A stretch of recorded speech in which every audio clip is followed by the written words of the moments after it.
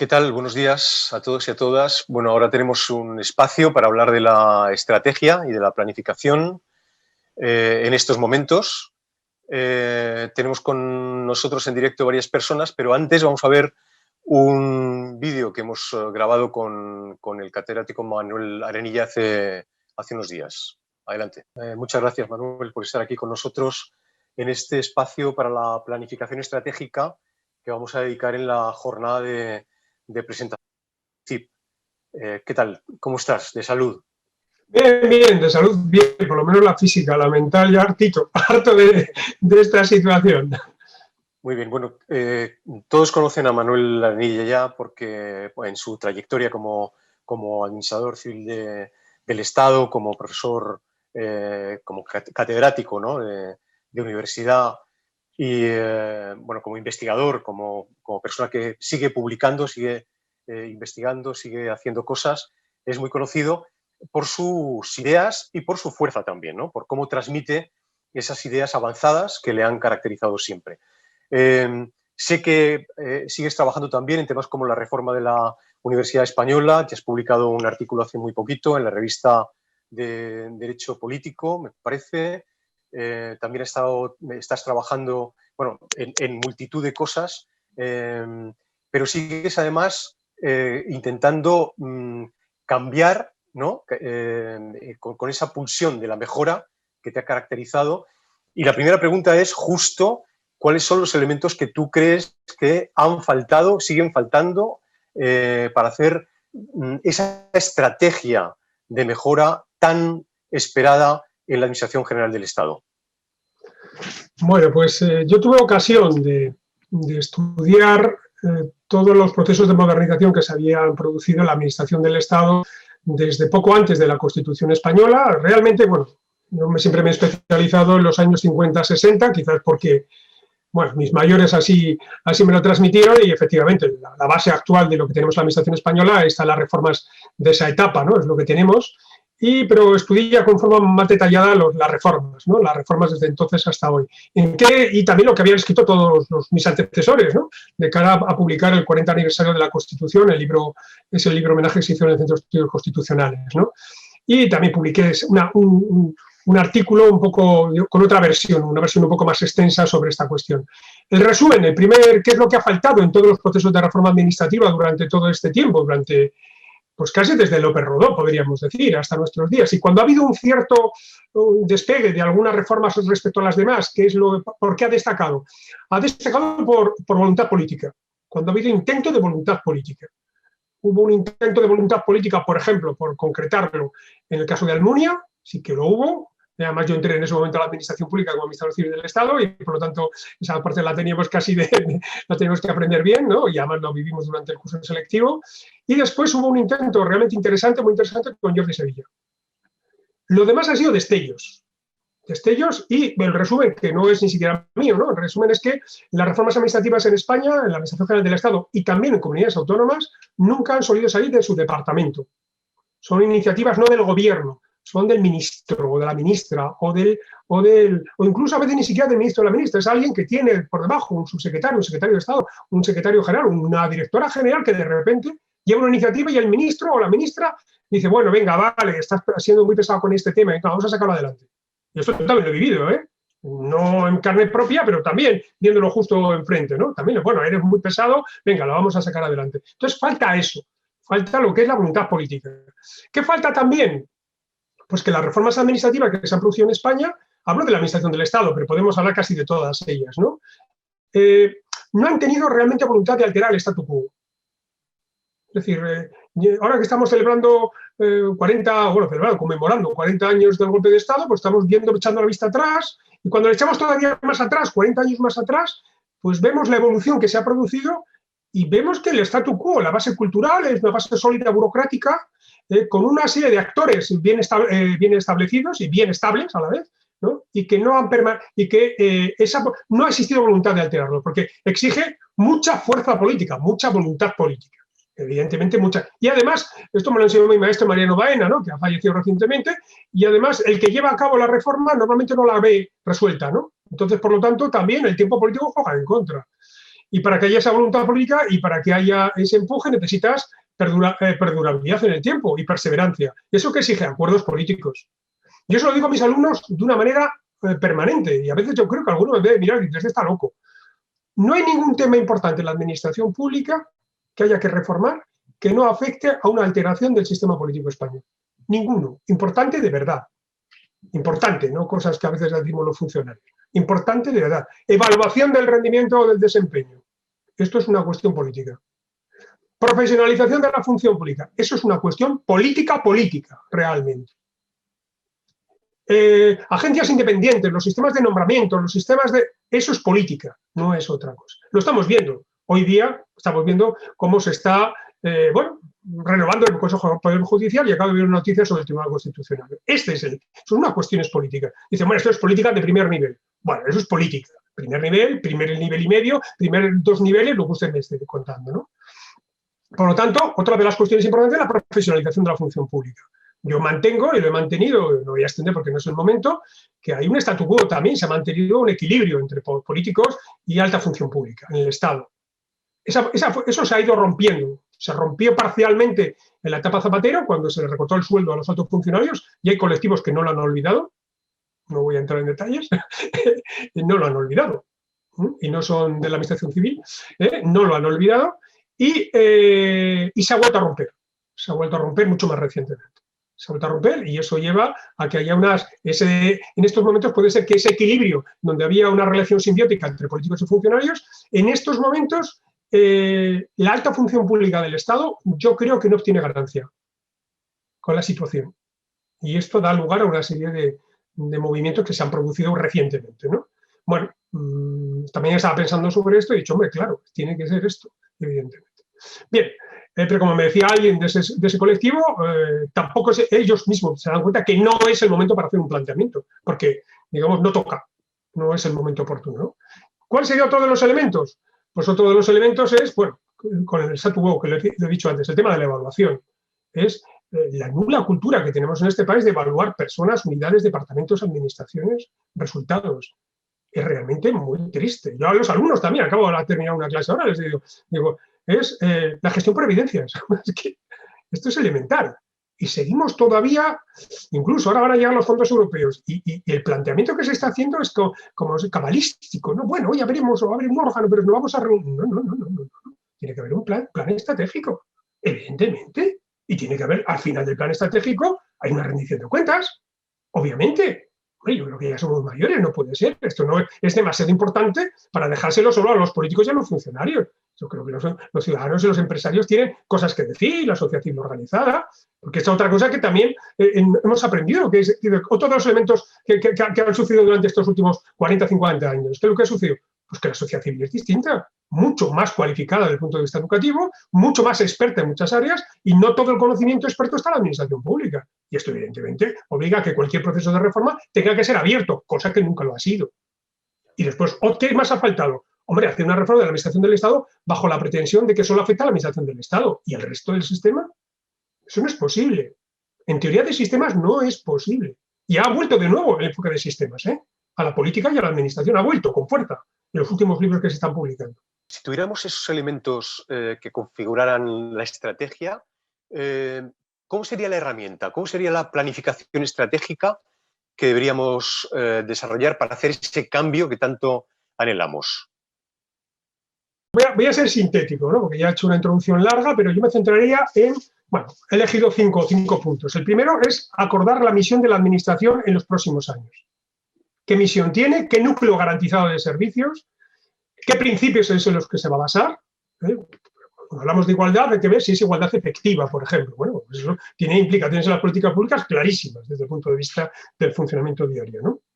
El alcance, ¿no?, de la actuación pública. Y eso tiene que ver con replantear cuál es el papel del Estado, de la administración pública y de la sociedad y de las empresas.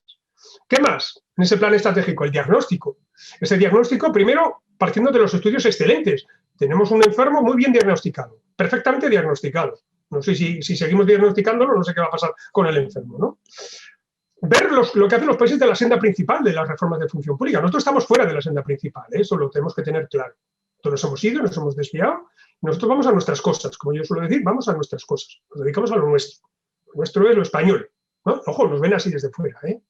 Están los españoles con lo suyo, ¿no? Es un rollo que ya sabemos todos de qué va, que es un rollo que tiene que ver con poco con el día a día y mucho con las cuestiones de las élites, ¿no? De algunas élites.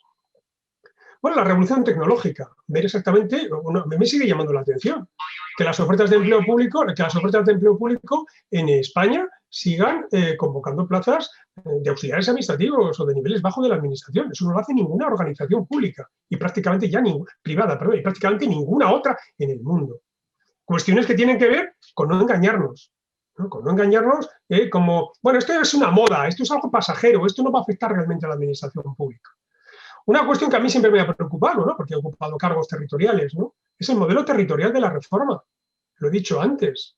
O sea, no se puede abordar una reforma del Estado, una reforma de la administración del Estado sin abordar territorialmente y un nuevo estilo relacional, sabiendo quién hace qué y qué hace qué. No se pueden hacer las cosas como se vienen haciendo hasta ahora. Apenas hay cooperación entre niveles territoriales más allá de la formalidad de las conferencias sectoriales. No articulamos las políticas públicas realmente dentro de España, las dividimos entre niveles territoriales. Lo que he señalado, establecer indicadores y medidores y evaluar. Esos son los elementos que debe tener un plan estratégico. Pero yo le doy muchísima importancia al tema del modelo territorial. Yo creo que es uno de los temas clave y crítico. Y como he dicho antes, no hay reforma administrativa que no toque uno de los elementos esenciales del sistema político, en este caso, la distribución del poder en el territorio. Manuel, para terminar, ese enorme reto con todas las características que has mencionado, que son pues, muy profundas, ¿no? Y muy complejas, ¿quién debería liderarlo? ¿Quiénes, ¿no?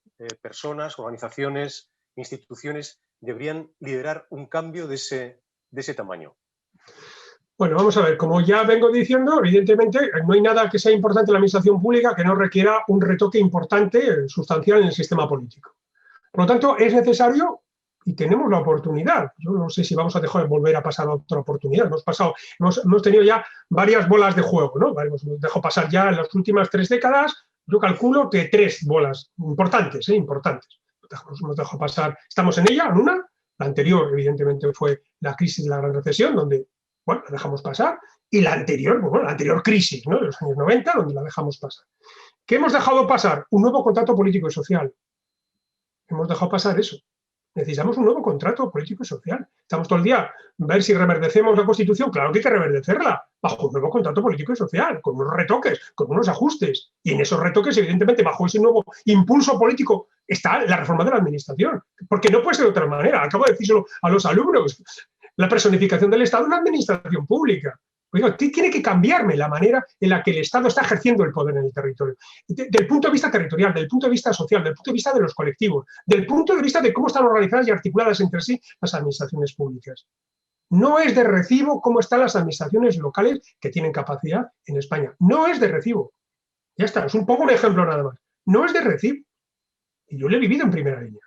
No es de recibo, no puede ser que se tenga ese tipo de regates con ellas, ¿no? Y después, bueno, ¿quiénes son los actores? La sociedad en debate, una sociedad que está mucho más titulada que en los años 78, con más conocimiento, son más expertos, con mucho más talento, con mucho más apertura y más conocimiento de lo que sucede en el resto del mundo. Necesitamos ese talento y ese conocimiento.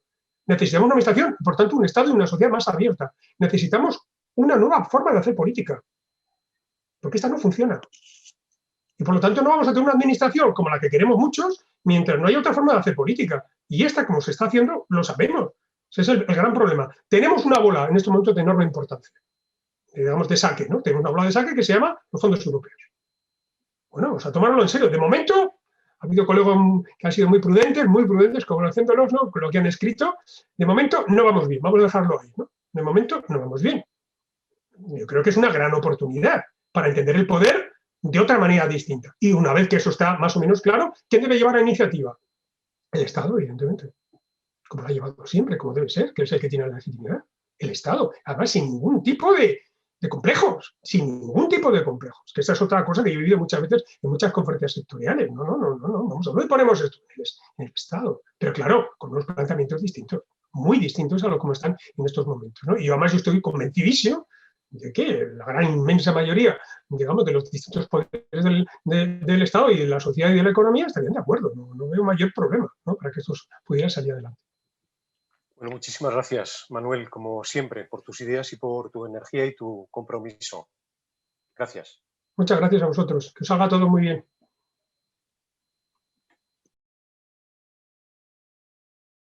Bueno, fantástico. Después de esta enérgica, ¿no?, y brillante, como siempre, intervención de Erenilla, tenemos con nosotros tres personas muy interesantes, muy diferentes, pero todas coinciden en una visión, digamos, actual, ¿no?, muy moderna de lo que es la estrategia y la planificación. Tenemos con nosotros a Carmina Sánchez, consultora de Protea. Buenos días, Carmina. Hola, buenos días, Fernando. ¿Qué tal? Muy Bueno, tenemos Luis Herrera, es administrador civil del Estado y actualmente está en el INAP. Luis, ¿qué tal? Buenos días. Hola. ¿Qué tal? Buenos días, ¿cómo estáis?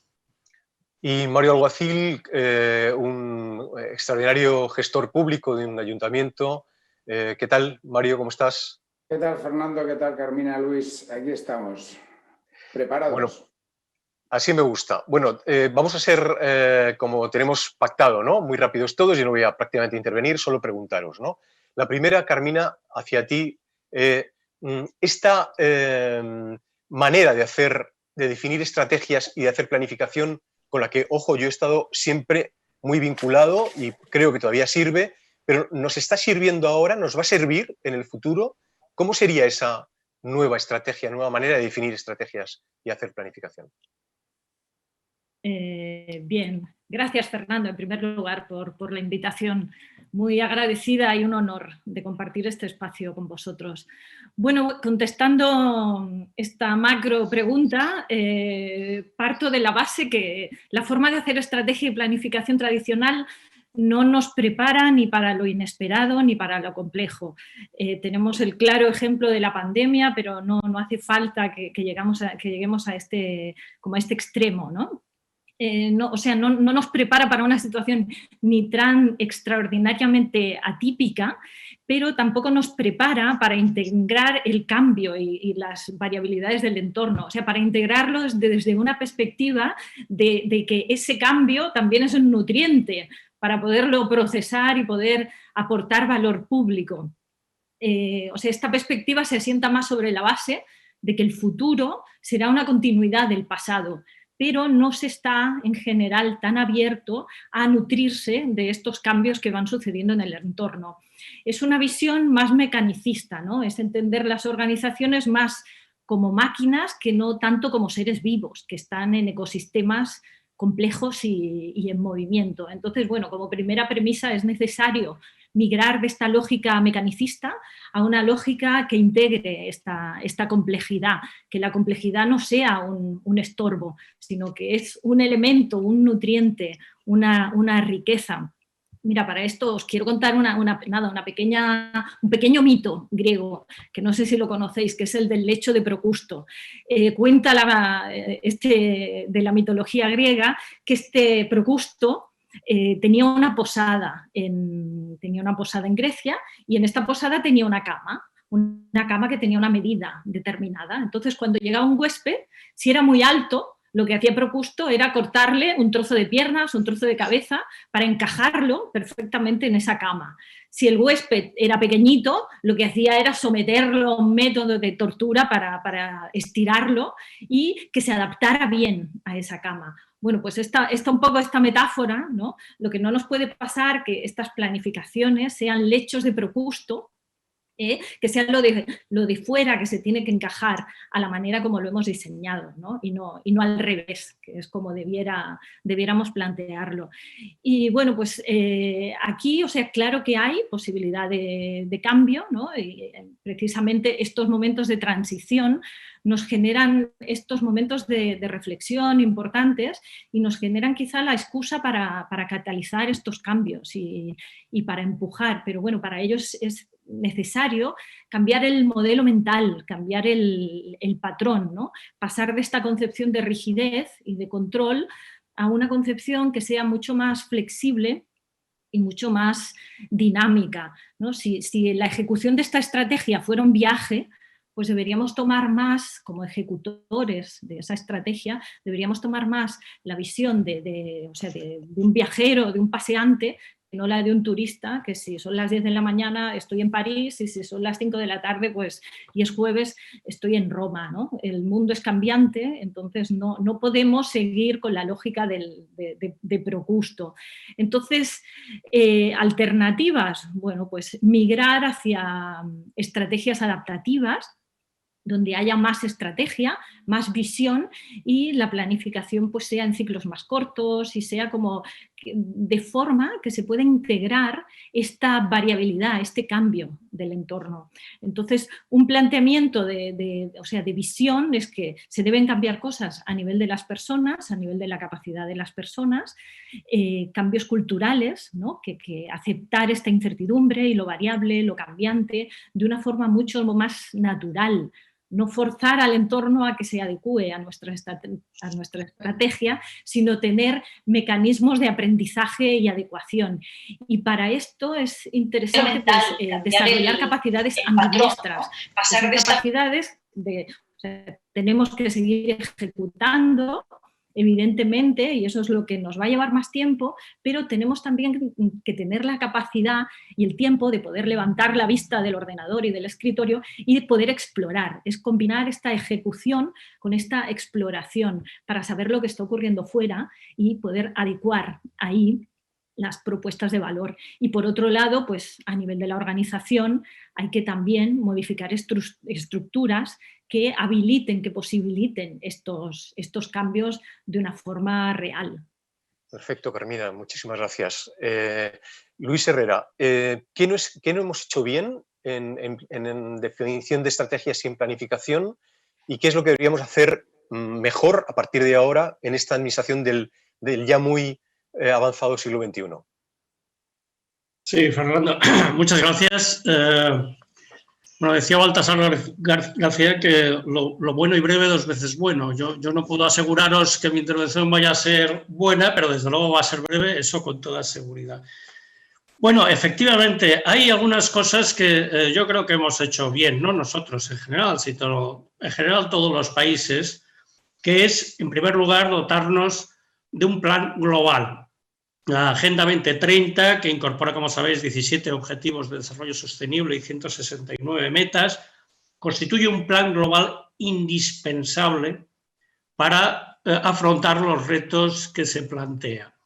Retos que no se pueden plantear ni abarcar de una forma localizada, de una forma regionalizada, sino que tienen que ser efectivamente globales. Por tanto, hay que celebrar que tengamos una Agenda 2030 que, insisto, pone sobre la mesa objetivos globales y comunes para todos los países del planeta. ¿Cuál es el problema? El problema es que nosotros, al menos, no hemos interiorizado los objetivos de desarrollo sostenible ni sus metas. Es decir, en todo caso, los hemos referenciado, pero no se han instalado de forma efectiva ni en la planificación institucional, ni mucho menos en la planificación presupuestaria. También hay que decir que esto no es algo característico nuestro, es decir, al contrario, ¿no? Es decir, la incorporación, la integración de los ODS, especialmente en la planificación presupuestaria, es algo verdaderamente excepcional en el mundo. Lo han hecho muy pocos gobiernos, Nueva Zelanda, California, algunas, pero no es realmente esto. Y al final lo que hemos hecho con la Agenda 2030 es sectorizarla. ¿Y qué quiere decir esto? Pues que tenemos un plan sectorial que tiene el nombre exacto de Plan de Acción de la Agenda 2030 y Estrategia Nacional de la Agenda 2030. Pero claro, efectivamente, esto no debería ser un plan sectorial, es decir, sino que todos los planes sectoriales deberían directamente depender de los objetivos y metas previstos y establecidos en la Agenda 2030.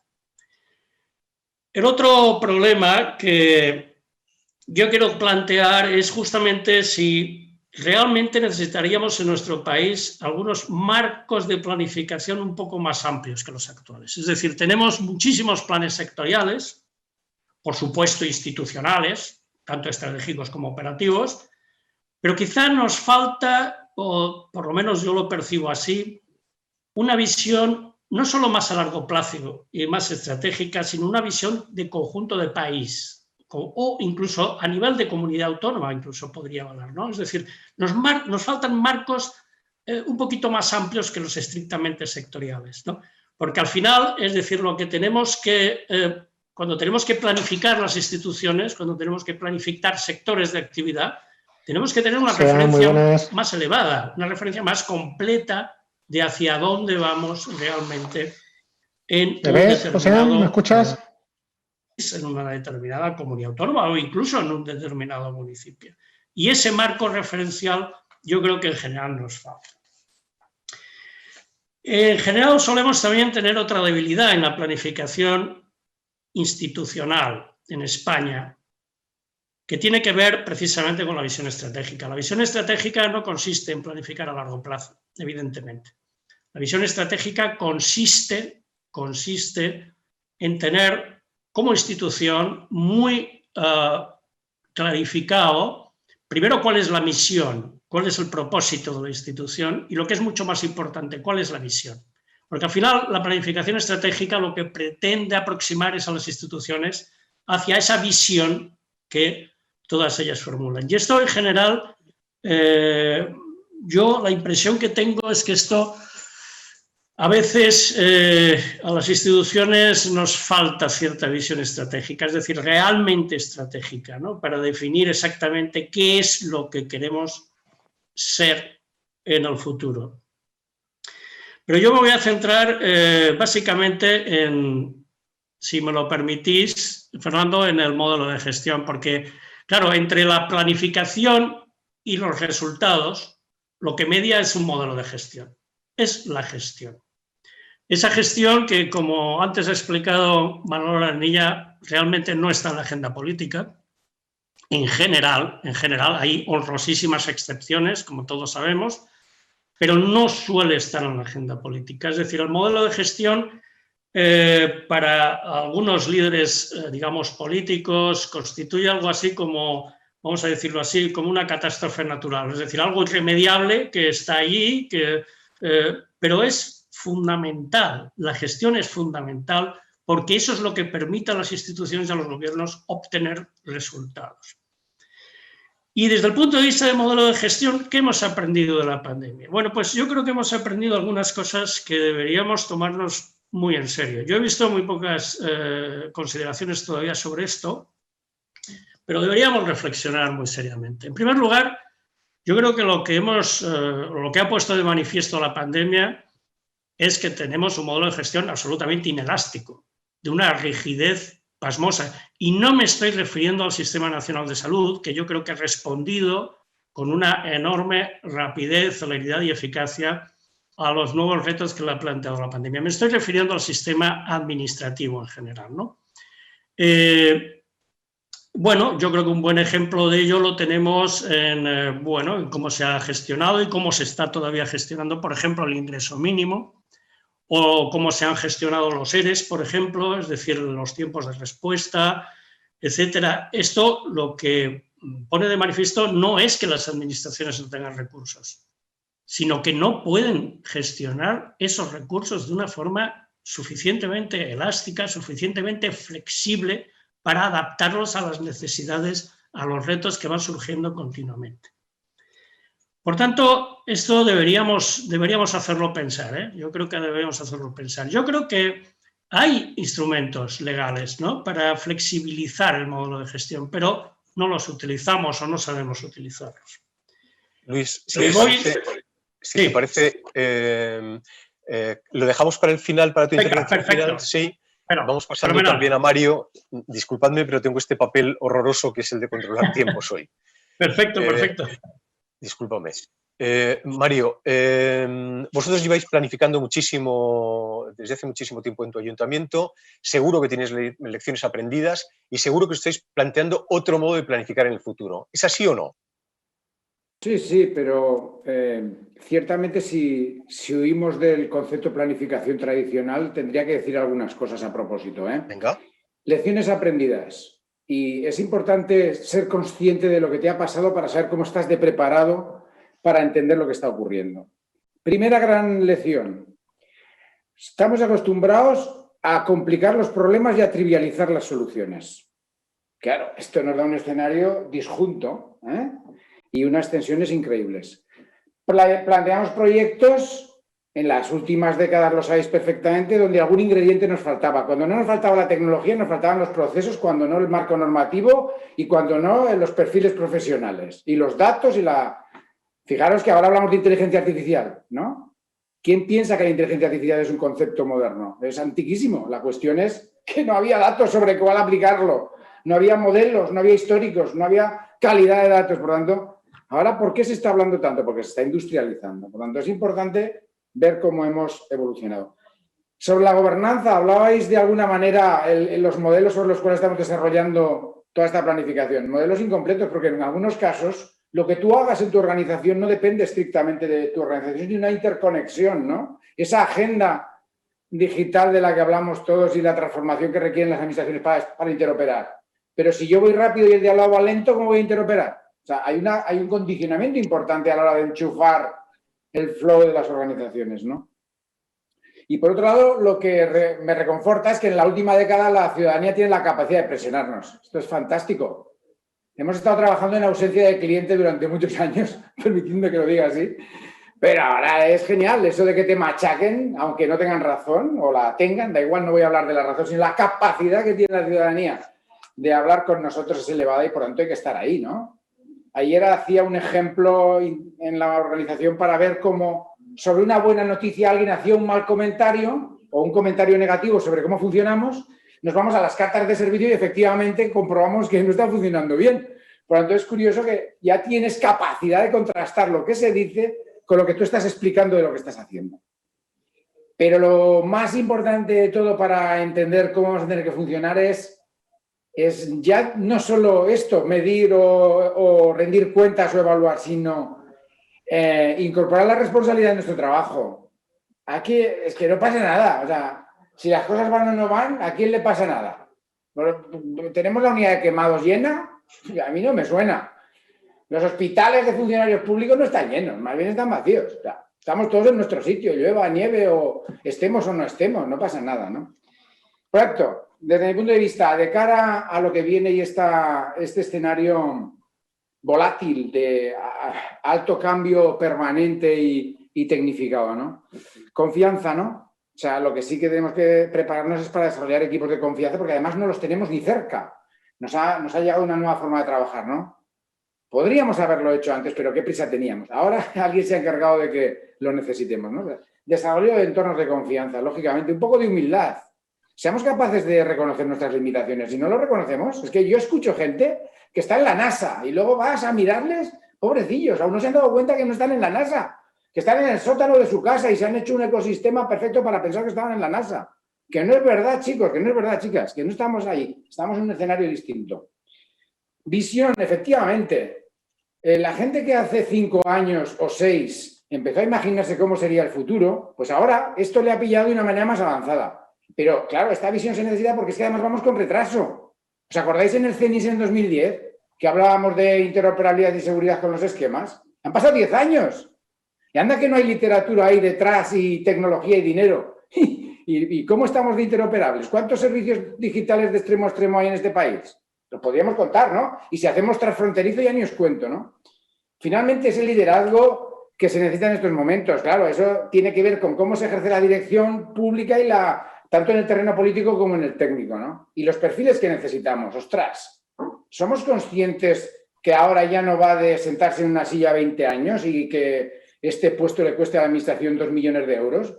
Eso es un momento de probablemente concebir nuevas formas de relación con los trabajadores públicos, con el sector privado que también tiene conocimiento que tendremos que comprar irremediablemente porque no vamos a crecer indefinidamente. No vamos a tener funcionarios para todo, trabajadores públicos para todo. Habrá que comprar. Por tanto, yo creo que esta planificación del futuro tiene más de estrategia que de planificación, heterodoxa desde luego, porque lógicamente tenemos ingredientes que nos impiden estar en el escenario idílico para poder planificar como tocaría.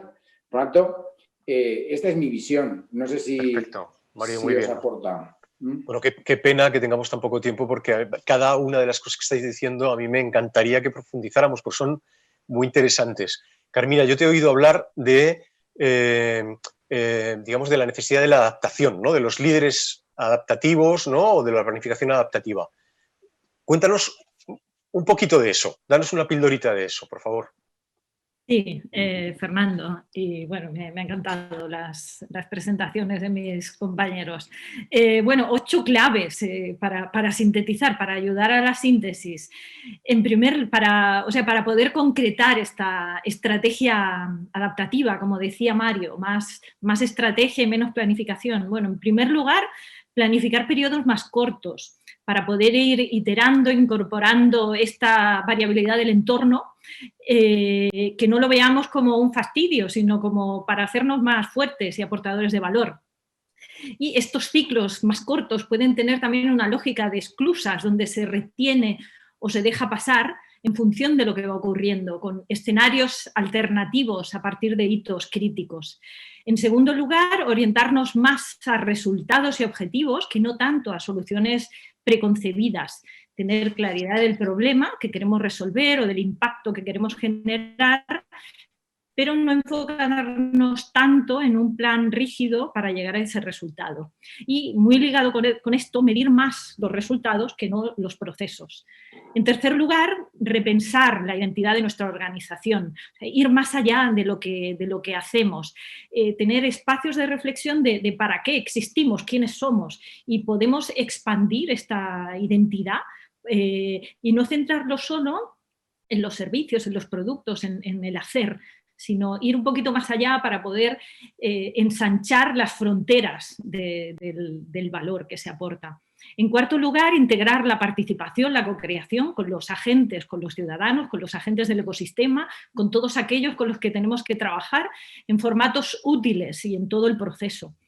En quinto lugar, usar datos para tomar decisiones a priori, no solo para confirmar decisiones, sino para alertas, para tomar decisiones basadas en evidencias.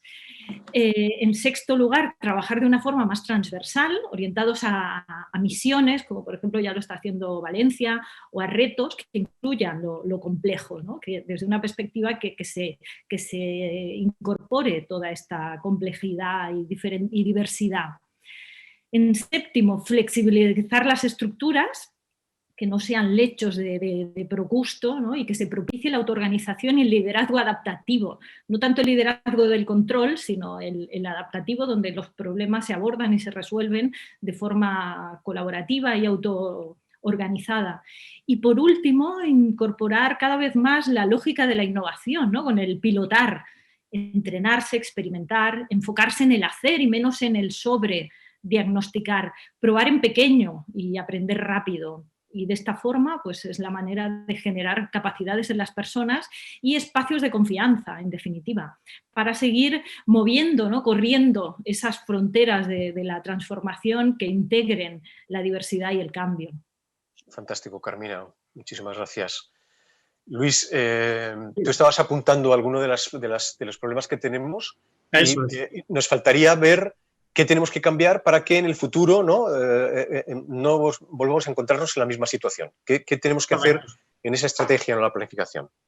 Bien, yo estaba anticipando, yo creo que ya lo han dicho antes, ¿no? La necesidad de que adoptemos un modelo de gestión mucho más elástico, mucho más flexible. Lo de la gestión basada en evidencias ya lo han dicho varias veces, no voy a insistir en ello, solo en una cosa, es decir, las administraciones públicas debemos ya tomar nota de que en el futuro vamos a tener no tramitadores, sino analistas.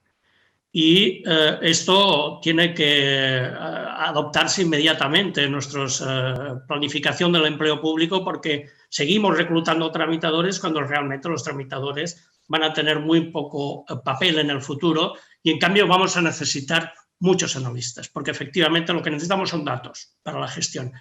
Muchas veces la gestión se basa mucho más en la intuición personal que en las evidencias. Y esto, como todos los modelos de excelencia nos dicen, es un error, evidentemente. También deberíamos incorporar la ciencia a los procesos y a las decisiones públicas. Y no me estoy refiriendo exclusivamente a crear una comisión de expertos cuando surge una pandemia, etcétera, no, sino institucionalizar esa participación de la ciencia en las decisiones públicas. También se ha hablado de la evaluación. Efectivamente, claro que tenemos que evaluar, pero también tenemos que aprender, porque la evaluación sin aprendizaje tampoco sirve demasiado. Tenemos que basarnos más en la evaluación y en el aprendizaje social, no solo en la evaluación y el aprendizaje que nos proporcionan órganos más profesionales, ¿no? Sean internos o externos, ¿no? Y también se ha hablado de la profesionalidad. Yo creo que hay que profesionalizar nuestro modelo público, pero convirtiendo a los responsables públicos, a los trabajadores, a los empleados públicos también en responsables. Y en esto el papel de la evaluación del desempeño es esencial.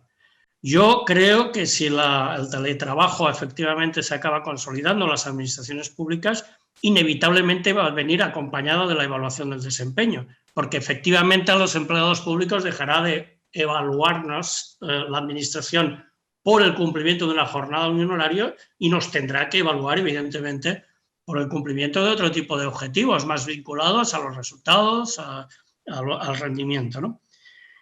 Y necesitamos un sistema, un modelo de gestión con incentivos al cambio. Es que el problema que tenemos muchas veces es que nuestro modelo de gestión no solo no incentiva el cambio, más bien es casi todo lo contrario, penaliza, ¿no?, los cambios, la innovación.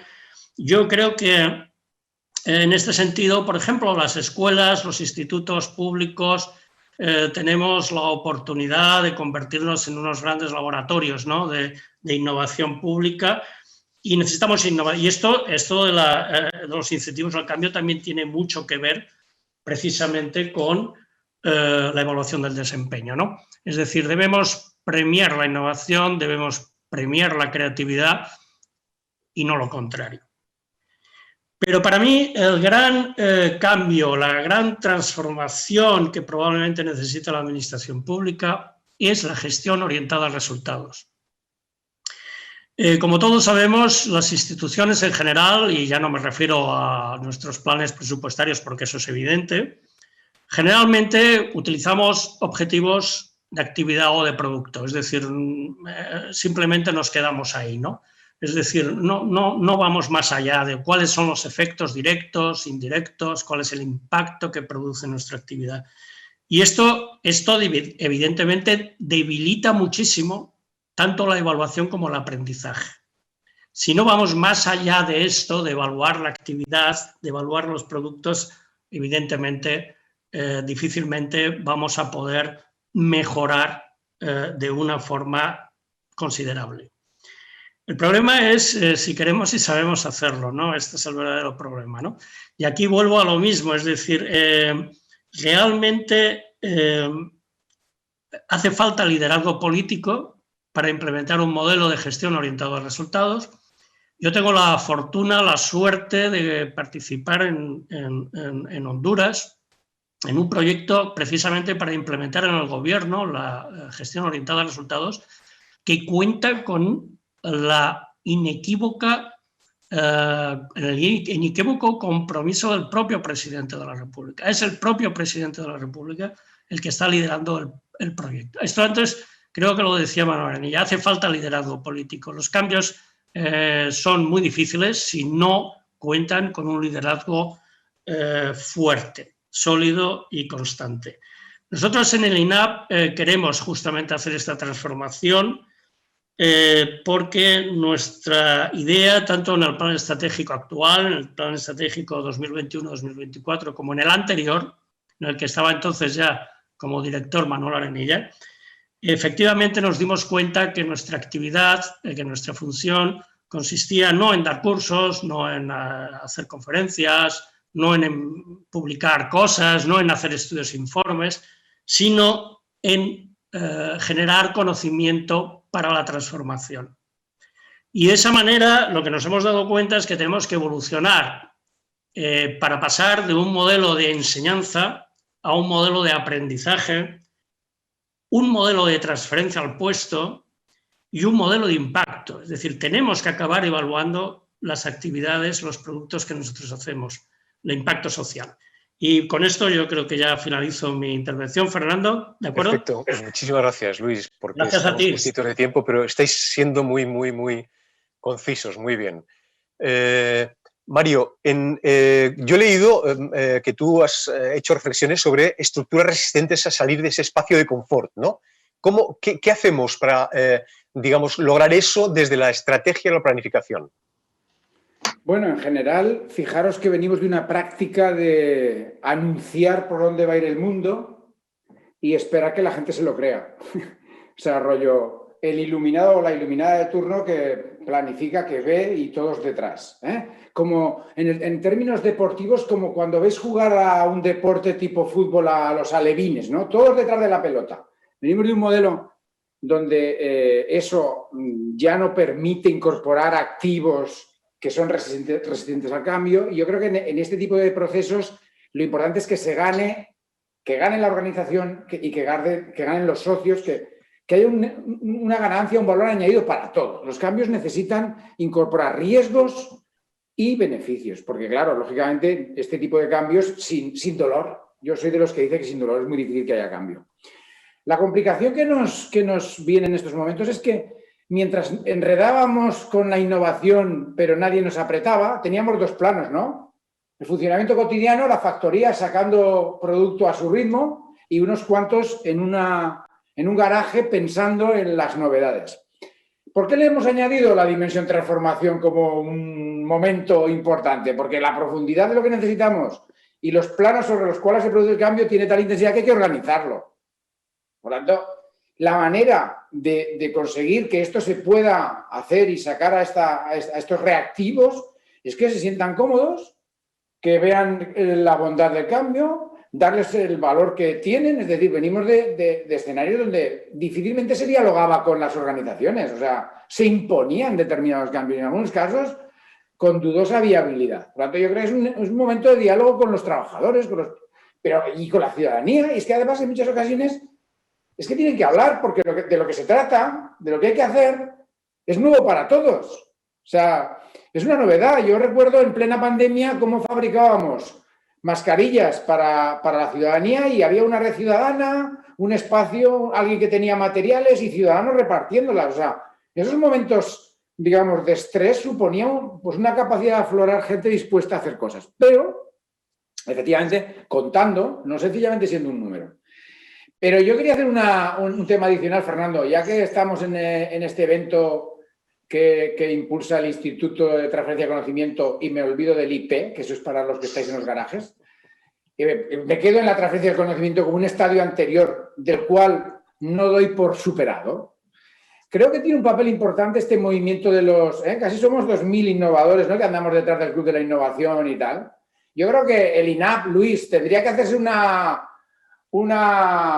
idea de que podría comprar este negocio. ¿Qué le pasa a este país con el conocimiento? Le cuesta mucho transferirlo, ponerlo a disposición de forma muy ordenada y tradicional, sí, pero aquello a lo furtivo como somos los de este movimiento es otra cosa, rollo. Yo tengo un problema, ¿y dónde encuentro a alguien que sepa? Pues ahí.